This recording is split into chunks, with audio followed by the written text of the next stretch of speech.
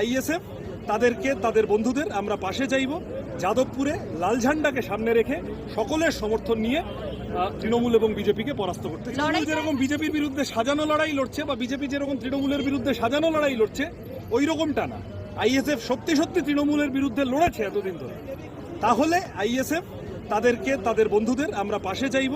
যাদবপুরে লাল ঝান্ডাকে সামনে রেখে সকলের সমর্থন নিয়ে তৃণমূল এবং বিজেপিকে পরাস্ত করতে। লড়াইটা এখানে কার কাছে? লড়াইটা এখানে কার সঙ্গে মূলত? লড়াইটা এখানে মূলত কার সঙ্গে? সায়নী ঘোষ নাকি অনির্বাণ গাঙ্গুলি? আপাতত সামনে গরম পড়লে লড়াইটা গরমের সাথে।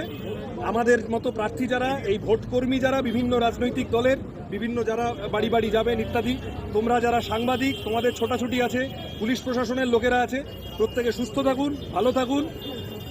গরম পড়বে। আমার রাজনৈতিক লড়াই, রাজনৈতিক প্রতিপক্ষ, রুটি রুজির কথা যারা বলতে চায় না, তারা প্রত্যেকে আমার রাজনৈতিক প্রতিপক্ষ। এখানে কোনো 1, 2, 3, 4 এর গল্প নেই। আইএসএফ লড়েছে। তৃণমূল যেরকম বিজেপির বিরুদ্ধে সাজানো লড়াই লড়ছে বা বিজেপি যেরকম তৃণমূলের বিরুদ্ধে সাজানো লড়াই লড়ছে, ওই রকমটা না। আইএসএফ সত্যি সত্যি তৃণমূলের বিরুদ্ধে লড়েছে এতদিন ধরে, তাহলে আইএসএফ তাদেরকে তাদের বন্ধুদের আমরা পাশে চাইব।